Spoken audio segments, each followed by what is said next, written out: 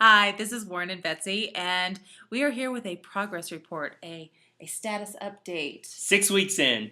6 weeks in. Can you believe we've been gone for 6 weeks? It's amazing. One of the big things that we thought about when we went on this trip was how are we going to handle being together 24 hours a day, 7 days a week?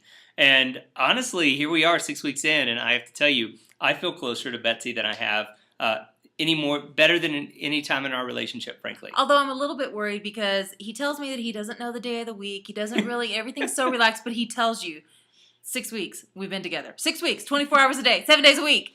That sounds a little, Sounds I don't know interesting. If I trust you. Yeah, maybe not. Yeah, maybe I do know the day of the week. So it's been really good, though. We are really enjoying ourselves. We're wrapping up our time here in Casa Mojanda and in the Otavalo area, and really have had a great time. But what we want to talk to you about today is how to get along with your significant other for this much time, really trapped together. Trapped! You heard him say trapped!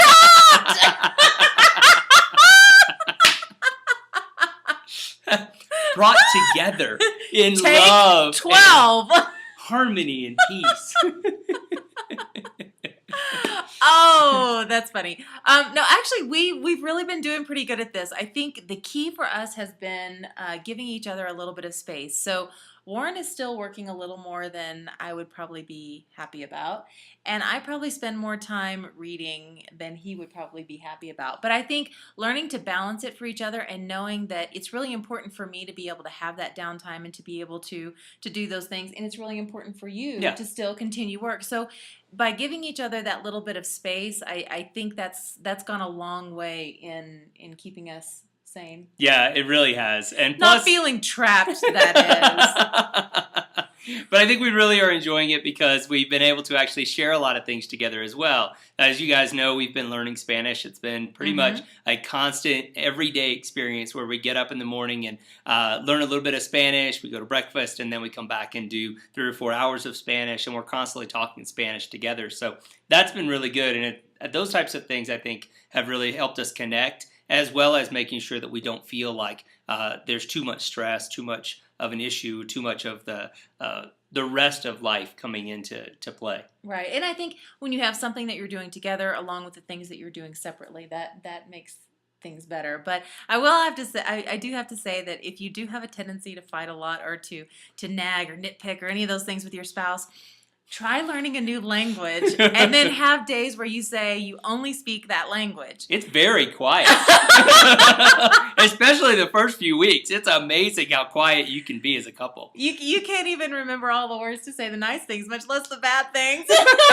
So fighting goes out the window. But the 2-year prep time ahead of time, I think really got us ready for it.